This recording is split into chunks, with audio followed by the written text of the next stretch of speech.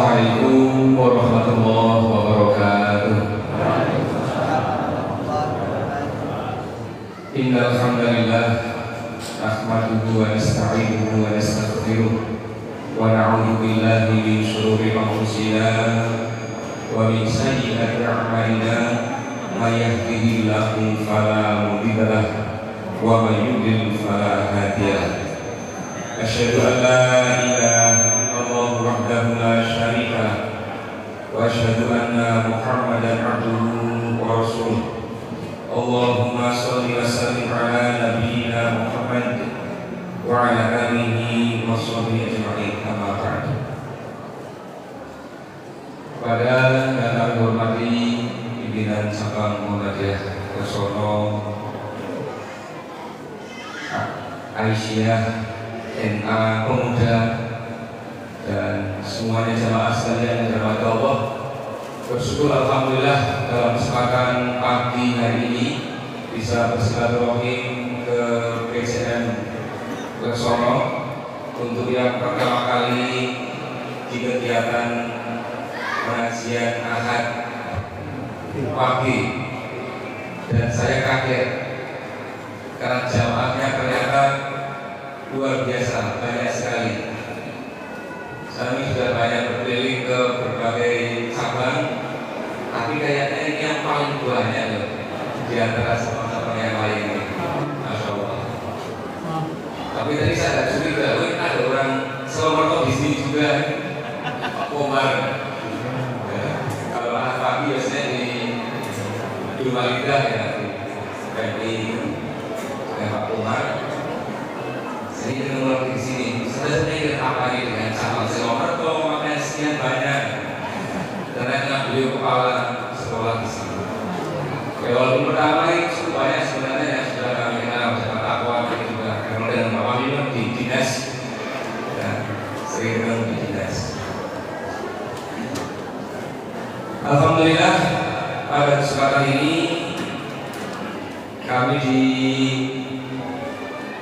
diberikan mandat untuk menyampaikan kajian. Harapan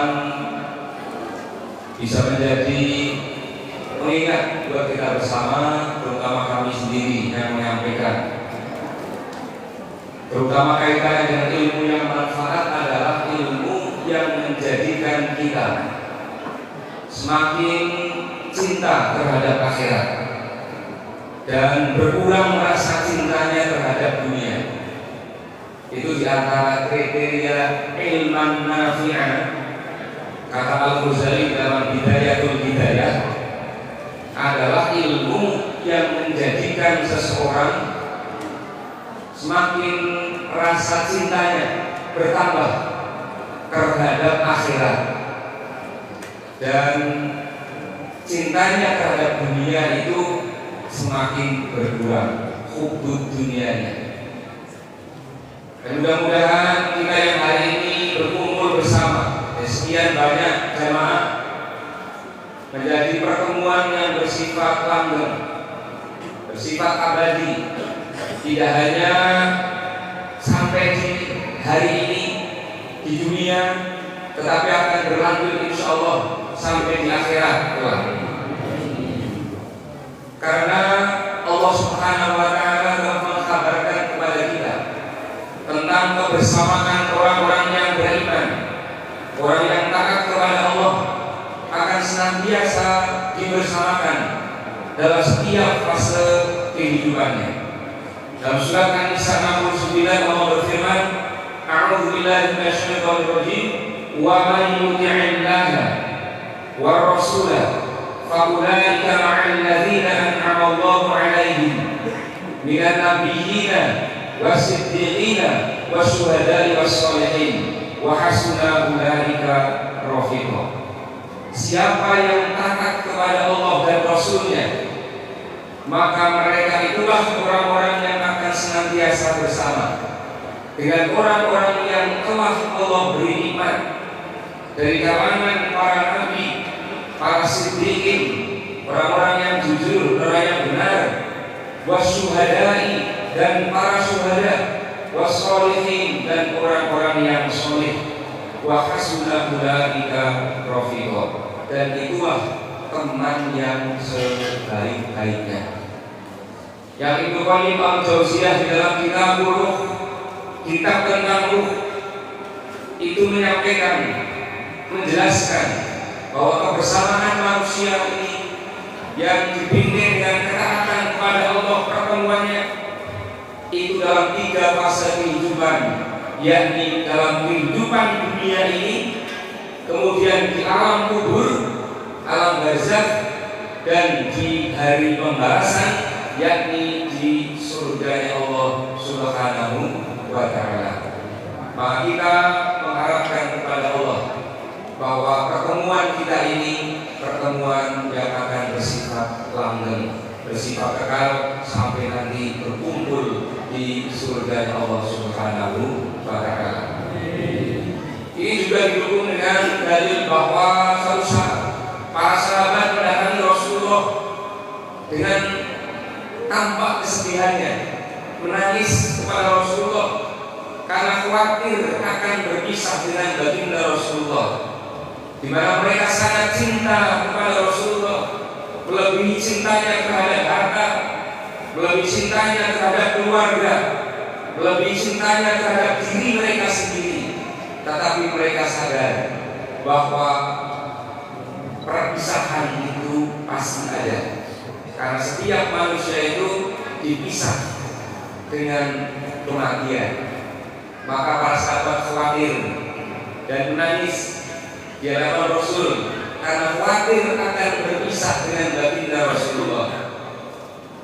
Mereka berpikir, seandainya nanti di akhirat mereka masuk surga, tentu surga Rasulullah akan berada di tempat yang tinggi, sementara kami, kata para sahabat, mungkin tidak akan bisa menyamai ketinggian tempatmu, kedudukanmu, wahai Rasulullah. Maka kami bersedih, khawatir tidak lagi akan berjumpa dengan engkau. Sampai kemudian turunlah ayat tadi, wa man yuti'illaha war rasula fa ulaika ma'al ladzina an'ama Allahu 'alaihim. Siapa yang taat kepada Allah dan Rasulnya, maka mereka itulah orang-orang yang akan senantiasa bersama dengan orang-orang yang telah Allah beri nikmat, yang dari kalangan para nabi, para siddiqin, para syuhada, dan orang-orang yang saleh. Terlebih jamaah sekalian, keluarga. Kalau kalian bersifat umum, semua orang yang taat kepada Allah akan berkumpul bersama, dipertemukan bersama. Ada juga ayat dalam surah At-Tur ayat 21 yang menggembirakan buat kita, khususnya pada keluarga, di mana saat keluarga itu memang dalam ketaatan kepada Allah, maka Allah mengatakan mereka akan dipertemukan bersama dengan zuriyah, dengan anak keturunan mereka. Ketika Allah menyebutkan orang-orang yang takwa, yang diberikan anugerah, dimasukkan ke dalam surga yang penuh dengan kenikmatan, sebagaimana dalam surah At-Tur ayat 18, innal muttaqina fi jannatin wa na'im. Sungguh orang-orang yang takwa berada dalam surga dengan segala kenikmatannya. Fakihina bima atahum rabbuhum. Mereka bersukacita, bergembira dengan apa-apa yang Allah berikan kepada mereka. Wa waqahum rabbuhum adzabal jahim. Dan mereka dijaga, dipelihara dari azab siksa neraka jahim. Seraya dikatakan kepada mereka, kulu washrabu hani'am bima kuntum ta'malun. Makanlah kamu sekalian, minumlah kamu sekalian dengan penuh kenikmatan, hani'an bima kuntum ta'malun, karena apa-apa yang dahulu kalian kerjakan. Dahulu di dunia ini sudah berlelah-lelah beribadah dalam rangka ketaatan kepada Allah dengan susah payah mengendalikan diri, menjauhi kemaksiatan, maka hari ini nikmatilah segala balasan kenikmatan yang Allah berikan. Karena dunia ini tempatnya kita bersusah payah. Akhirat itulah kenikmatan. Kalau mau berhenti dari susah penatnya kehidupan, ya mati saja. Rasulullah katakan ketika ada orang yang meninggal itu, bahwa ada orang yang oleh Rasulullah dikatakan muskarihun wa muskarahun minhu. Orang mati itu ada yang kategorinya mereka beristirahat, tetapi ada pula yang kata Rasulullah wa muskarahun minhu, orang lain diistirahatkan dari padanya. Ketika ada jenazah lewat, Rasulullah bersabda terkait dengan orang yang mati, bahwa kematian itu adalah istirahat. Meskipun ada juga yang menjadikan orang lain beristirahat darinya. Nah, kita pilih yang mana ini? Kematian sebagai tempat kita beristirahat, atau menjadikan orang lain beristirahat? Ya tentu kita berharap kematian itu adalah tempat istirahat buat kita. Ini menjadikan pengertian buat kita bahwa memang kehidupan dunia ini tempatnya kita berlelah-lelah, capek-capek untuk ketaatan kepada Allah dengan segala ujian dan cobaannya, dan kematian itulah tempatnya istirahat buat kita. Alam kubur itu adalah awalnya kenikmatan buat kita, namun awal kesengsaraan bagi mereka yang ingkar kepada Allah, yang bermaksiat kepada Allah. Makanya para sahabat bertanya, ya Rasulullah, mal mustarihu wal mustaraku minhu. Wahai Rasulullah, maksudnya apa ini? Kematian yang menjadikan orang istirahat, dan juga ada kematian yang menjadikan orang lain beristirahat dengannya. Maka Rasulullah menjawab, al-abdul mu'minu yastarihu min nasabi dunya wa adaha. Bagi orang yang mukmin, hamba yang mukmin, maka kematian adalah tempatnya dia beristirahat min nasabi dunya, dari lelahnya dunia, capeknya dunia, wa adaha, dan segala macam kepedihan penderitaannya. Wal abdul fajir, adapun hamba yang pendosa, yang ahli maksiat, maka kematian itu yastarihu minhul ibad. Artinya hamba-hamba Allah yang lain menjadi beristirahat dengan kematiannya. Ini berarti orang yang tampaknya dalam kehidupan dunia ini suka berbuat onar, berbuat kerusakan, membuat jengkel orang lain, membuat susah orang lain, maka dengan kematiannya orang malah senang. Alhamdulillah, kayak kaum siji. Dan kalau dilihat dari hadis ini, maka tampaknya ini memang berbuat kerusakan yang besar, karena tidak hanya orang, tetapi juga wal bilad, negeri itu menjadi ikut istirahat. Begini memang orang yang tampaknya membuat kerusakan yang banyak ini, mungkin meruk kekayaan alam, tambang-tambang, hutan-hutan. Begini kan kadang kita penting juga nih kalau melihat para tokoh-tokoh yang berbuat kerusakan. Wasyajar buat dawab, pohon-pohon, binatang-binatang menjadi beristirahat karenanya dengan kematiannya. Itu dunia yang memang tempatnya kita berlelah-lelah, bercapek-capek dengan amal-amal kita. Maka Allah kemudian ketika sudah sampai di surga, menyerukan kepada kita, kulu washrabu hani'an bima kuntum ta'malun, makan minumlah dengan penuh sukacita karena amal-amal yang dahulu kalian kerjakan. Muttaqi'ina 'ala sururin masfufah, mereka bersandar di atas dipan-dipan, di atas singgah-sana yang tersusun rapi. Wa zawwajnahum bi hurin 'ain, dan mereka kemudian dipasangkan dengan bidadari surga. Ini yang senang bapak-bapaknya, ibunya bapak-bapak itu. Wah, ini bapak-bapaknya yang senang dengan ayat ini. Setelah disebutkan dengan berbagai kenikmatan, makanan, minuman, singgah-sananya, tadi yang gurunya sampai pada dipasangkan dengan bidadari surga. Tapi ibunya bapak-bapak itu ayat itu. Tapi jangan khawatir ibu-ibu, meskipun ada bidadari surga, istri itu tetap ratunya kelak di surga, asalkan sama-sama dalam ketaatan kepada Allah Subhanahu wa Ta'ala. Sehingga tidak perlu khawatir. Kemudian sampai di ayat ini yang memberikan kabar gembira kepada kita bahwa keluarga yang mereka sama taat kepada Allah, beriman kepada Allah, itu akan dikumpulkan bersama.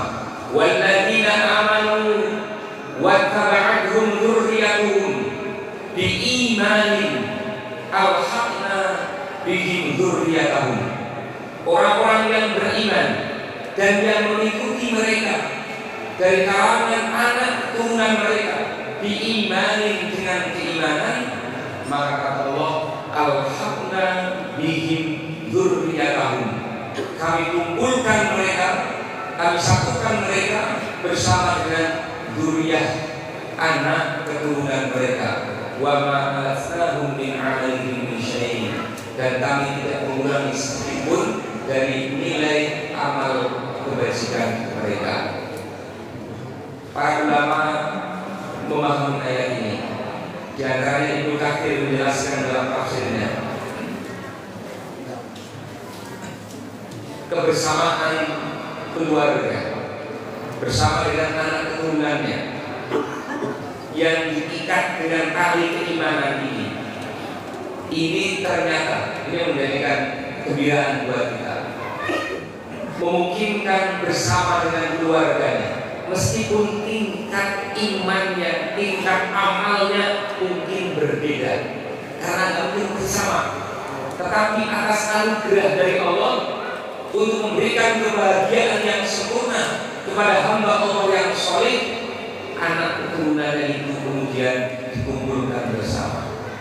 Dianalisis dari kalimat walladzina amanu wattaba'athum dzurriyyatuhum biimanin, kata-kata wattaba'athum dzurriyyatuhum biimanin ini, mengikuti anak keturunannya dengan keimanan, adalah mengikuti meskipun imannya tidak selevel, meskipun imannya tidak sama. Karena boleh jadi orang tuanya ini sangat rajin beribadah, imannya begitu kuat, menjadi pelopor, penggerak bagi jamaah-jamaah yang berdakwah, memberikan support, dukungan, kajian dan segala macam, sangat gigih dalam berjuang. Tapi mungkin di antara mereka anak keturunannya kan tidak mungkin sama. Ada yang imamnya selevel, ada yang bahkan melampaui, tapi kadang-kadang kalau mikir kurang begitu serius sebagaimana orang tuanya. Nah ini kan mengkhawatirkan, jangan-jangan masih pikir tidak ikut bersama dengan keluarga yang di surga. Maka untuk memberikan satu kebahagiaan, ketenangan yang sempurna kepada orang tua ini, maka oleh Allah kemudian dikumpulkan bersama, alhaqna bihim dzurriyyatahum. Yang kata Ibnu Katsir, kalimat alhaqna bihim dzurriyyatahum ini dikumpulkan bersama menjadi dalam tingkatan yang sama.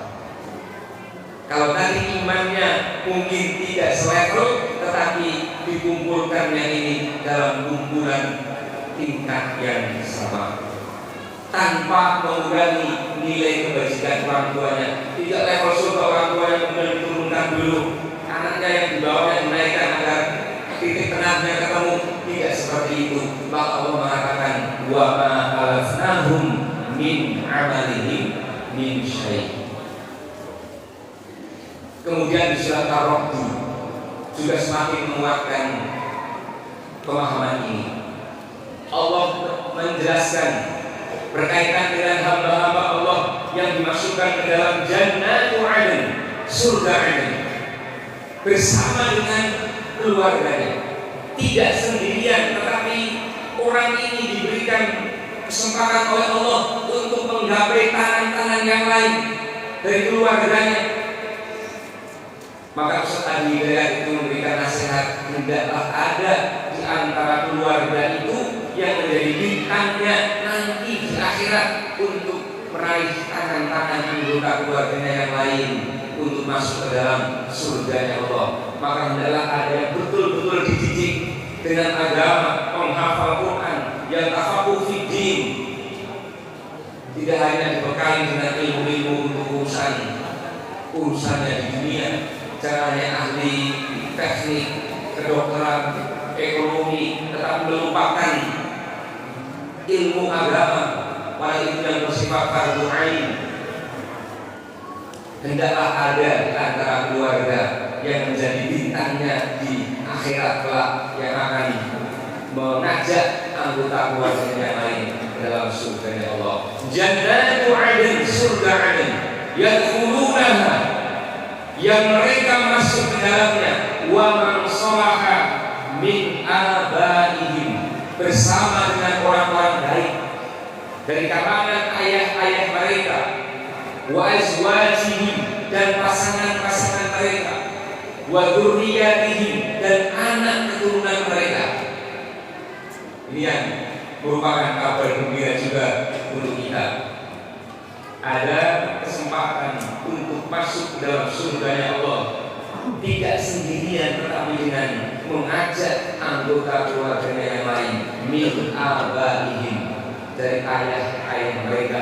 Tidak hanya ayah mereka, maknanya adalah orang tuanya, kakek neneknya, mbah buyutnya, jalur ke atas ini, atas izin Allah untuk memberikan kebahagiaan yang sempurna kepada orang yang soleh ini, maka mereka disertakan, dikumpulkan bersama.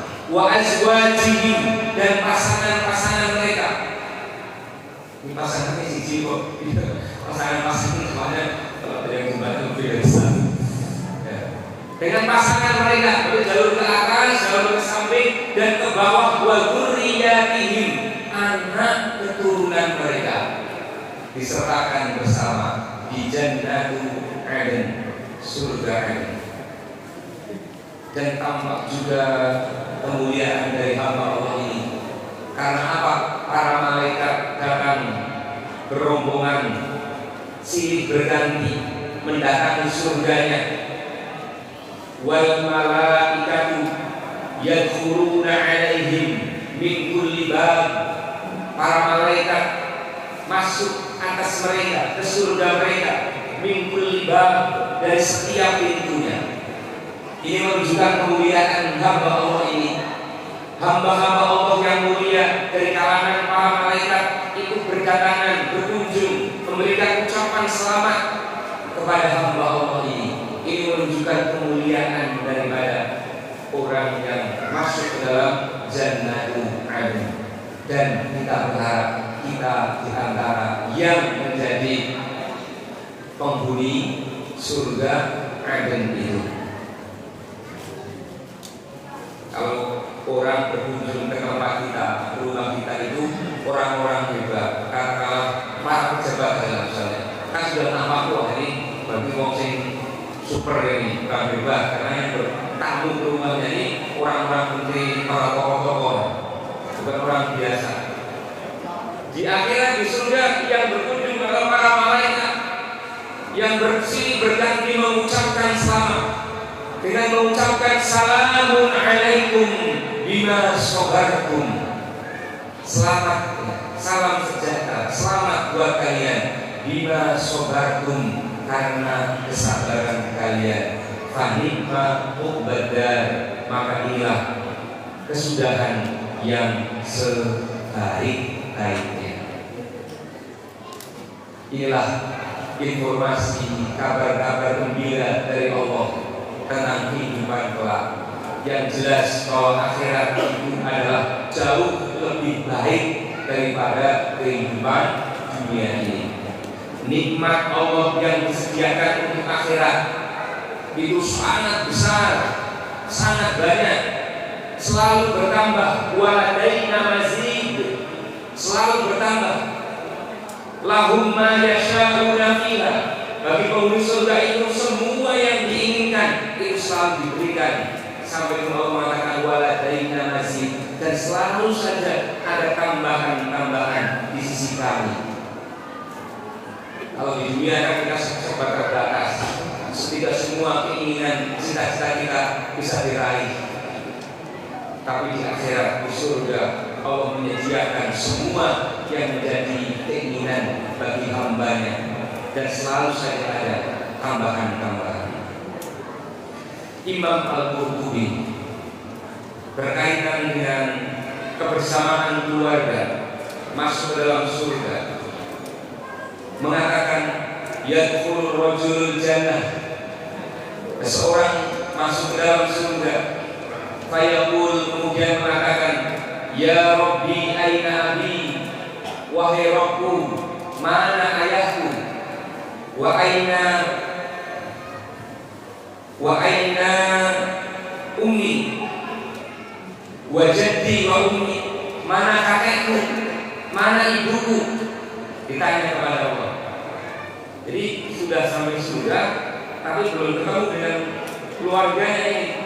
Ini mana ayahku, mana kakekku, mana ibuku ini?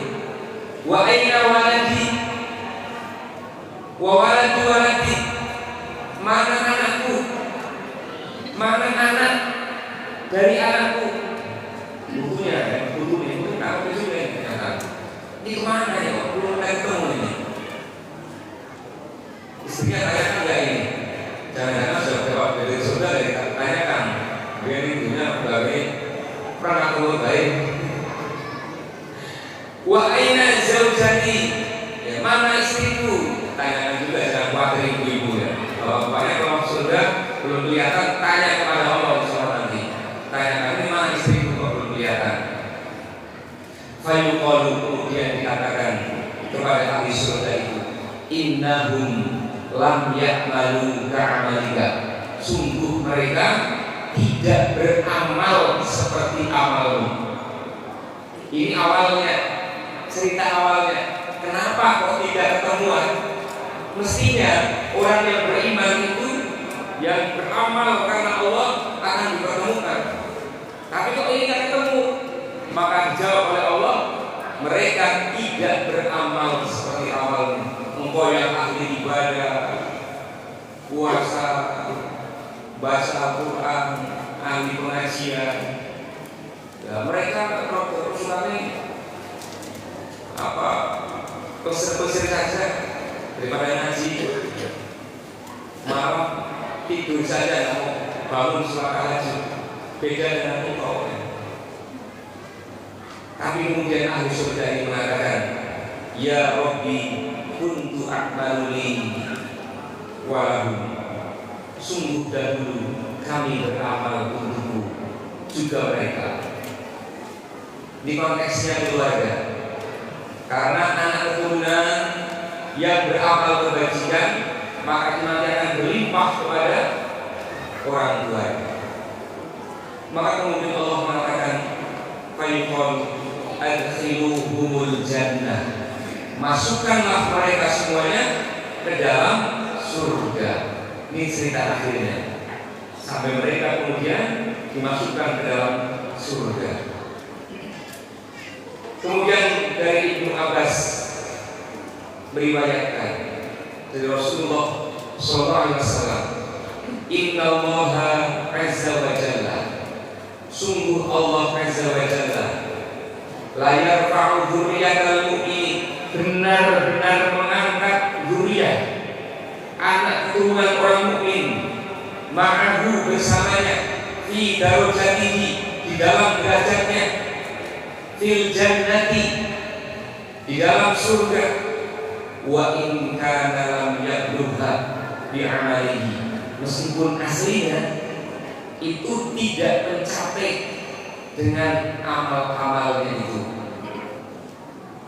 Di aslinya tidak nyampe tingkatan surga itu, tapi karena di situ ada orang tua, ada keluarga yang soleh, yang kemudian meminta kepada Allah, mempertanyakan kepada Allah, maka atas izin Allah, karena masuk surga itu tidak semata-mata amal, tapi kan anugerah dari Allah. Maka di antara bentuk anugerahnya, Allah kemudian mengumpulkan bersama dengan anggota keluarganya, litaqarra bihim ainuhu, untuk menyenangkan hati mereka. Ini kembali menurut kami merupakan ayat-ayat dan hadis yang memberikan kebahagiaan, kegembiraan kepada kita. Jemaah sekalian yang dirahmati Allah, tentu ada syarat dan ketentuan untuk mendapatkan itu semuanya. Ada tanda bintangnya, S dan K berlaku. Mau meraih surga tentu ada perjuangannya, tidak semata-mata mudah saja tanpa ada perjuangan, ujian dan cobaan. Maka tadi surat Ar-Ra'd ayat 23. Kalau kita baca dari ayat sebelumnya, maka kita akan mendapati ciri-ciri atau sifat-sifat daripada hamba Allah yang kemudian dimasukkan ke dalam Jannatul Adn. Ya, ini juga sekaligus tentu merupakan syarat-syaratnya, ketentuan-ketentuannya.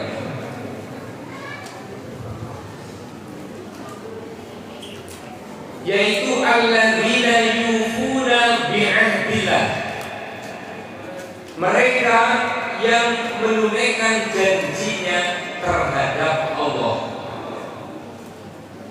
Jadi orang yang dimasukkan ke dalam Jannatul Adn, kriterianya yang pertama adalah alladzina yufuna bi'ahdillah, mereka yang menunaikan janjinya kepada Allah, bersifat wafa, komitmen, setia dengan perjanjiannya terhadap Allah. Ada banyak ayat yang berkaitan dengan sifat wafa atau kesetiaan ini. Ya ayyuhalladzina amanu aufu bil uqud, wahai orang-orang yang beriman, penuhilah oleh kalian dengan janji-janji.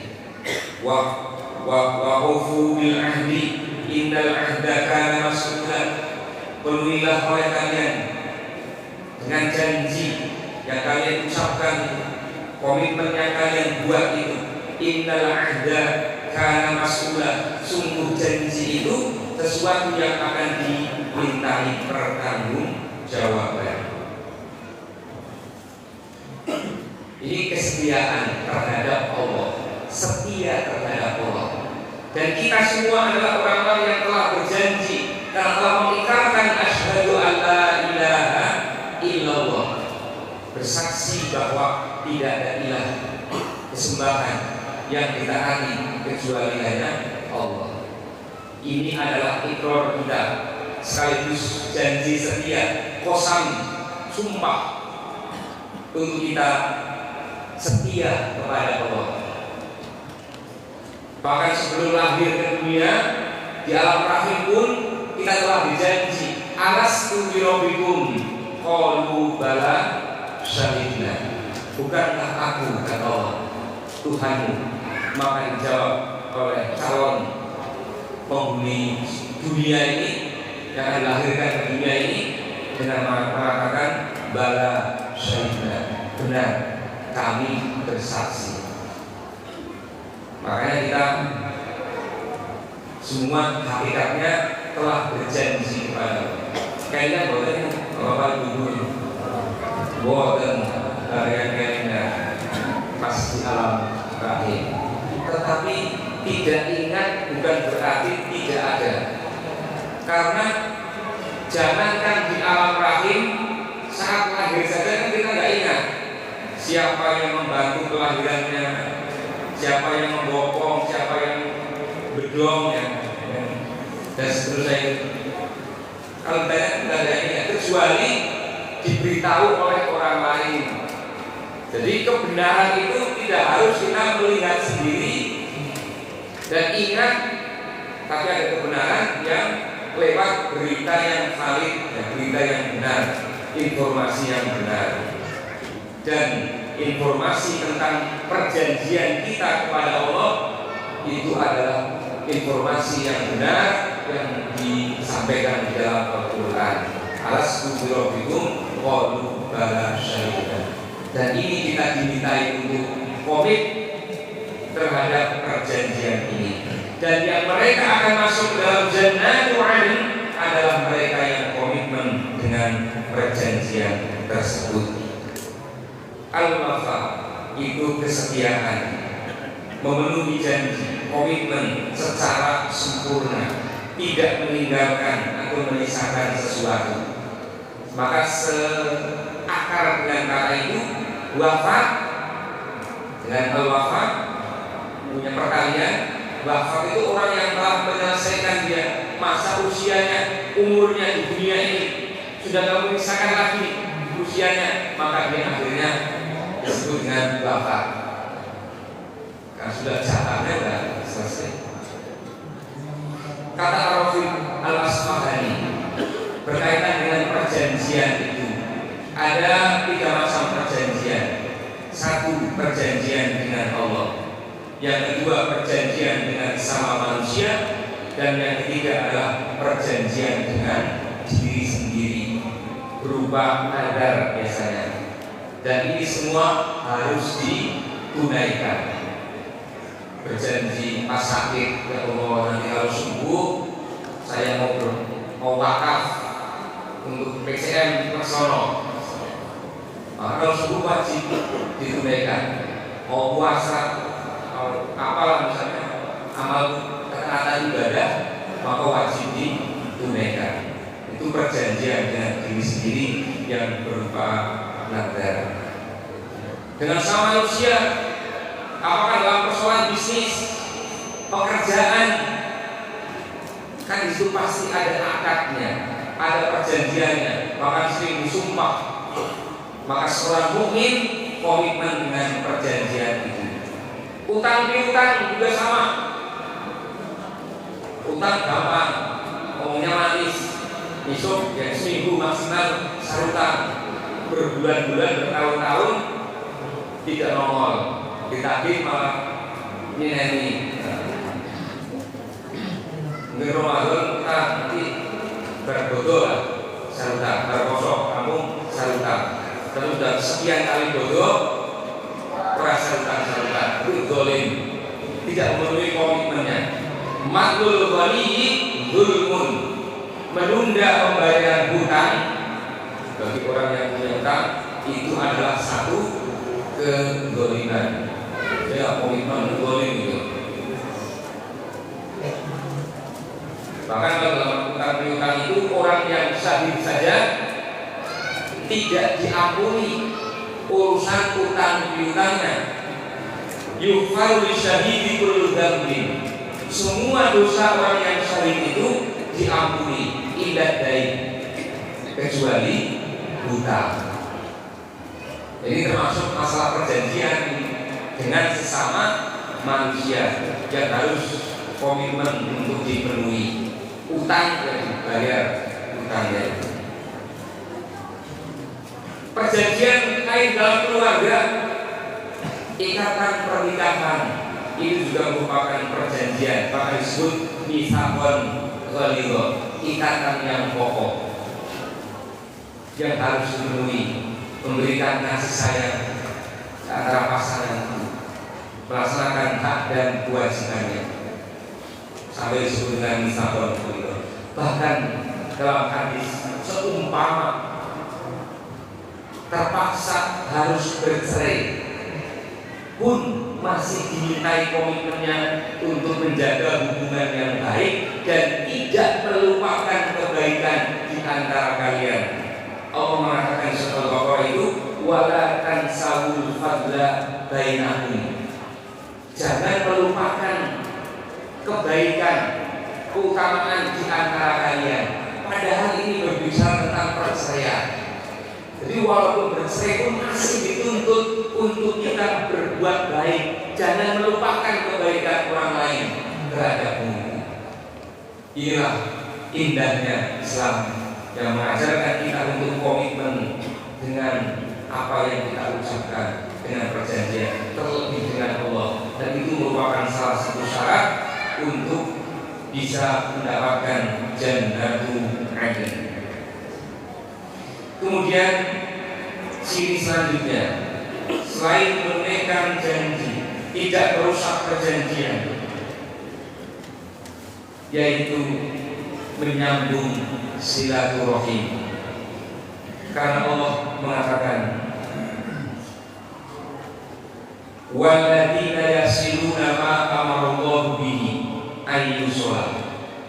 Mereka yang menyambung apa-apa yang Allah perintahkan supaya disambung, itu silaturahim.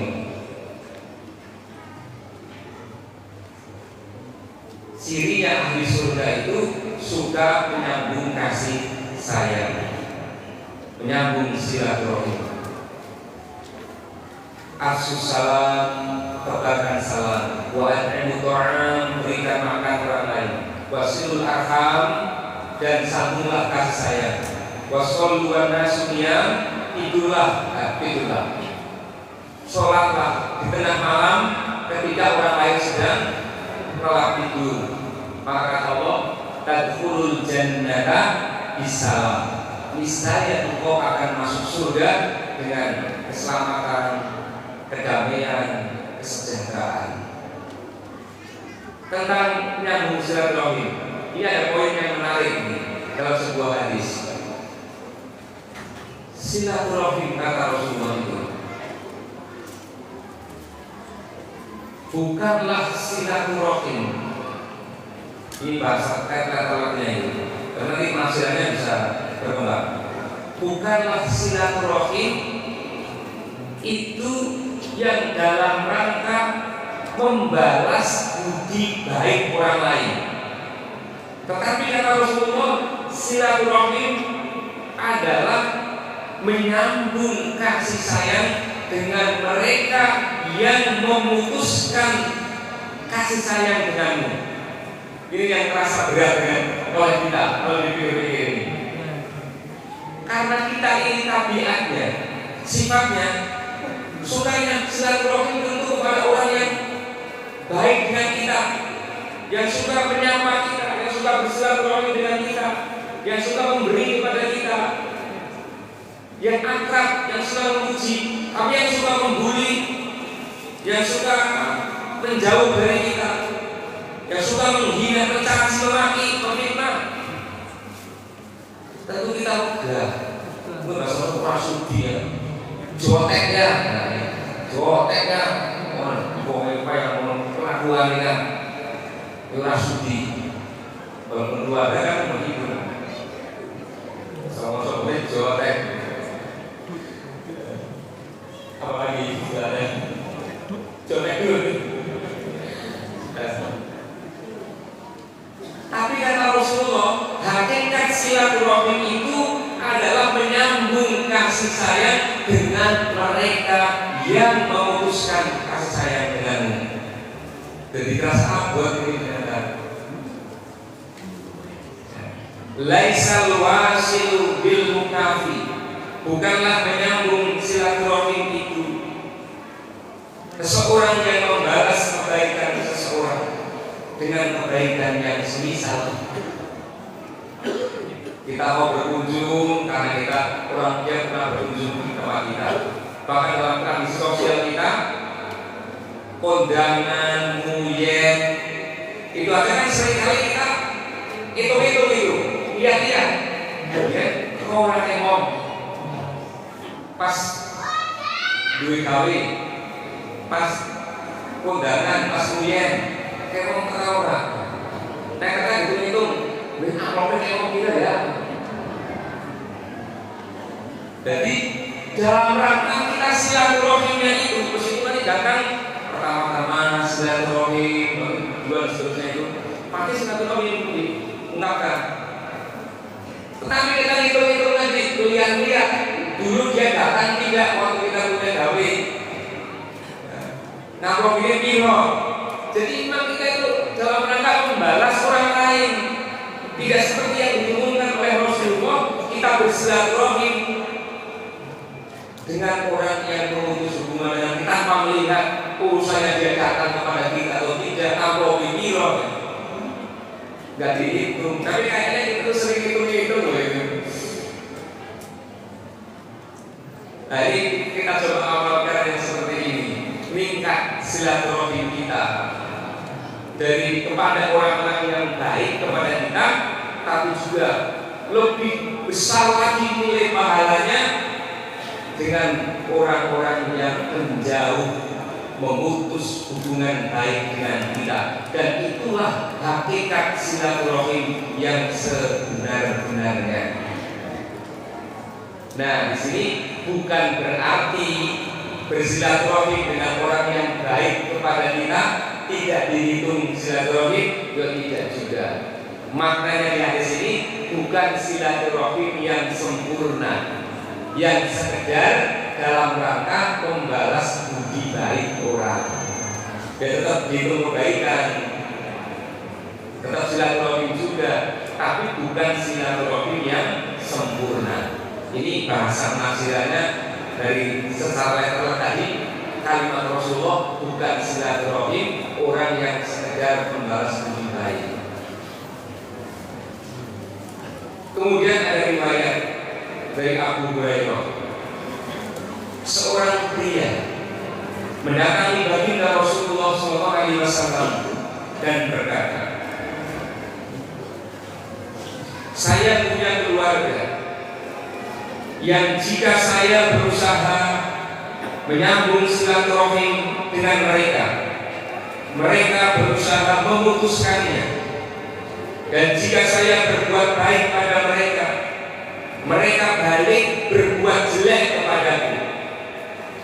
Dan mereka bersikap acuh-acuh, padahal saya bermurah hati pada mereka. Ini kadang-kadang ada nggak seperti ini? Kadang ada orang yang modelnya begitu ada di antara keluarga, tetangga, famili, dan kita berusaha baik kepadanya, kayaknya salah terus, di matanya salah terus, dan tidak menerima kebaikan, selalu berusaha memutus silaturahim. Nah, ini ada sahabat yang mengadu kepada Rasulullah adanya famili keluarga yang seperti itu.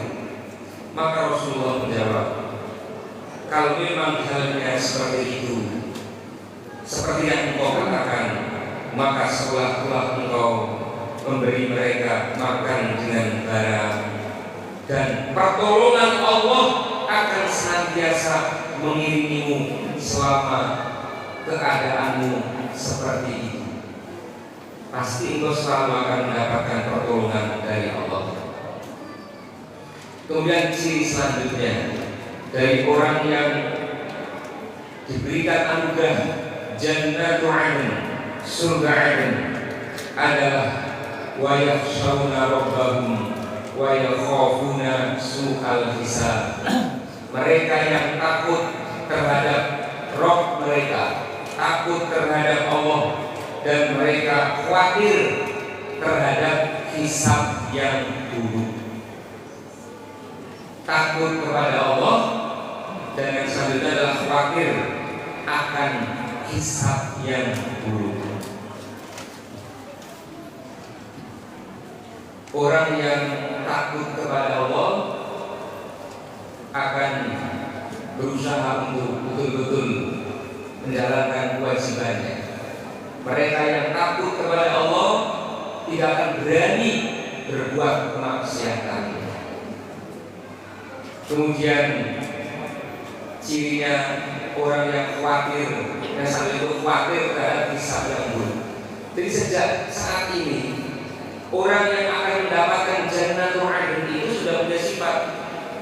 Jangan-jangan nanti di yaumul hisab, saat amal-amal itu dihitung, saat amal-amal itu ditimbang di yaumul mizan, amal kebajikan kita ini kurang. Jangan-jangan dosa-dosa kita ini belum diampuni oleh Allah, masih menggunung, sehingga kita akhirnya dilemparkan ke dalam neraka. Jadi punya kekhawatiran, tidak pede-pede amat, harus amalnya ahli ibadah, ahli ngaji, tenang saja, pasti surga.